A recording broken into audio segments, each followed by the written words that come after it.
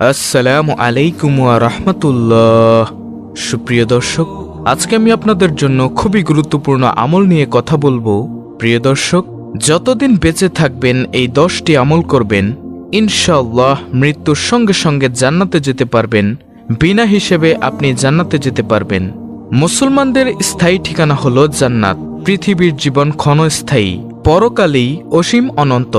2 দিনের এই জীবনে জান্নাতে যাওয়ার প্রস্তুতি নেওয়াই বুদ্ধিমানের কাজ। তাই আসুন প্রিয় দর্শক, ইসলাম নির্দেশিত পথে নিজেকে পরিচালিত করে এ পথকে সুগম করি। জেনে নেই হাদিসের আলোকে জান্নাতে যাওয়ার 10টি আমল। সম্পূর্ণ আলোচনাটি হবে কোরআন এবং হাদিস দ্বারা। সুপ্রিয় দর্শক, জান্নাতে যাওয়ার আজকের ভিডিওর 10টি আমলের মধ্যে সর্বপ্রথম আমলটি হল ফরজ নামাজের আমল। নামাজ জান্নাতের চাবিকাঠি। জান্নাতে যেতে হলে নামাজের যত্ন নেওয়ার কোনো বিকল্প নেই। রবিয়া ইবনে কাব আসলামী রাদিয়াল্লাহু তাআলা আনহু বলেন, এক রাতে আমি রাসূলুল্লাহ সাল্লাল্লাহু আলাইহি ওয়াসাল্লামের সঙ্গে ছিলাম। তার অজুর পানি এনে দিলাম এবং প্রয়োজনীয় কাজ করে দিলাম। তিনি আমাকে বললেন, আমার কাছে কি চাও? আমি বললাম, ইয়া রাসূলুল্লাহ সাল্লাল্লাহু আলাইহি ওয়াসাল্লাম, আপনার সঙ্গে জান্নাতে থাকতে চাই। তিনি বললেন, আর কিছু? আমি বললাম, এটাই চাই। তিনি বললেন, অধিক সেজদার মাধ্যমে তোমার জন্য আমাকে সাহায্য করো। মুসলিম শরীফের হাদিস, হাদিস নম্বর 489। অর্থাৎ বেশি বেশি নামাজ পড়ো। দর্শক, জান্নাতে যাওয়ার 10টি আমলের মধ্য থেকে এই হলো প্রথম নম্বর আমল, অর্থাৎ ফরজ নামাজের আমল।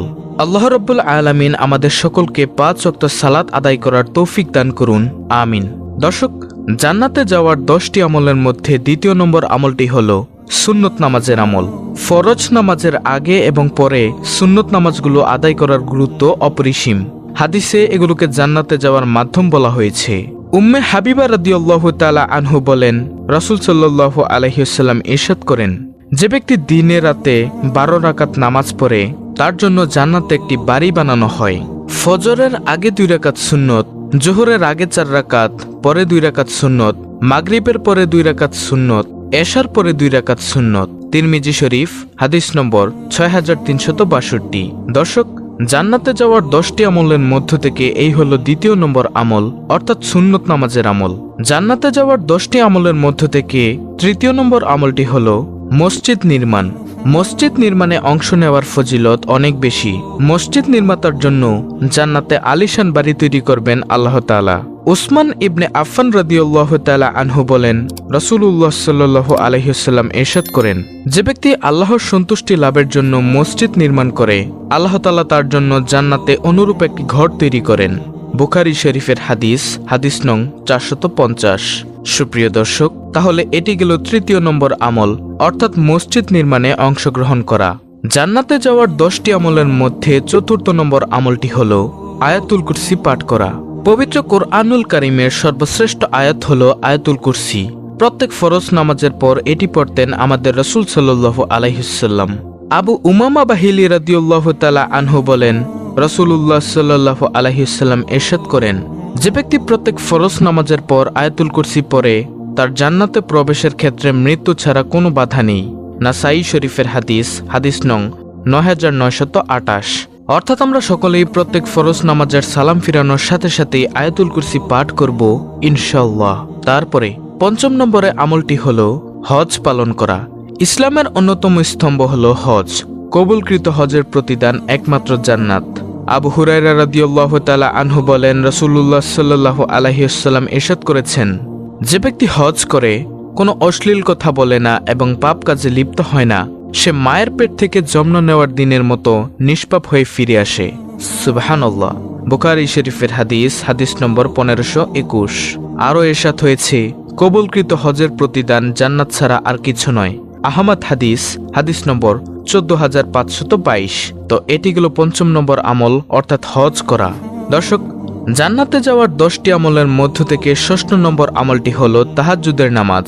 শেষ প্রহরে পৃথিবী যখন গভীর ঘুমে আচ্ছন্ন, তখন আরামের বিছানা ছেড়ে আল্লাহর দরবারে দাঁড়িয়ে নামাজ পড়ার নামই হলো তাহাজ্জুদ। তাহাজ্জুদ জান্নাতে নিয়ে যাবে আমাদের। আব্দুল্লাহ ইবনে সালাম রাদিয়াল্লাহু তাআলা আনহু বলেন, রাসূলুল্লাহ সাল্লাল্লাহু আলাইহি ওয়াসাল্লাম ইরশাদ করেন, হে লোক সকল, সালামের প্রসার করো, খাবার খাওয়াও, রাতে যখন সবাই ঘুমে বিভোর তখন নামাজ পড়ো, শান্তির সঙ্গে জান্নাতে প্রবেশ করো। ইবনে মাজাহ শরীফ, হাদিস নম্বর 1097। দর্শক, জান্নাতে যাওয়ার 10টি আমলের মধ্য থেকে 7ম নম্বর আমলটি হলো কয়েকটি মূল্যবান শিষ্টাচার। কিছু শিষ্টাচারের ফজিলত অনেক বেশি, যেমন উবাদা ইবনে সামিত রাদিয়াল্লাহু তাআলা আনহু বলেন, রাসূলুল্লাহ সাল্লাল্লাহু আলাইহি ওয়াসাল্লাম ইরশাদ করেন, তোমাদের পক্ষ থেকে 6টি বিষয়ের নিশ্চয়তা দাও, আমি তোমাদের জান্নাতের নিশ্চয়তা দিব। নম্বর 1, সত্য কথা বলো। নম্বর 2, ওয়াদা পূর্ণ করো। নম্বর 3, আমানত ফিরিয়ে দাও। নম্বর 4, লজ্জাস্থানের হেফাজত করো। নম্বর 5, দৃষ্টি সংযত করো। নম্বর 6, হাতকে বিরত রাখো। আহমদ শরীফ, হাদিস নম্বর 22809। সুপ্রিয় দর্শক, 10টি আমলের মধ্য থেকে এই হলো 7ম নম্বর আমল, কয়েকটি মূল্যবান শিষ্টাচার। উপরের যে আদবগুলো দেওয়া আছে সেগুলো যদি আপনি পূরণ করতে পারেন তাহলেই আপনি জান্নাত লাভ করতে পারবেন ইনশাআল্লাহ। প্রিয় দর্শক, জান্নাতে যাওয়ার 10টি আমলের মধ্যে 8ম নম্বর আমলটি হলো এতিমের তত্ত্বাবধান। এতিমের তত্ত্বাবধান করা অনেক সওয়াবের কাজ, এটি জান্নাতে যাওয়ার আমল।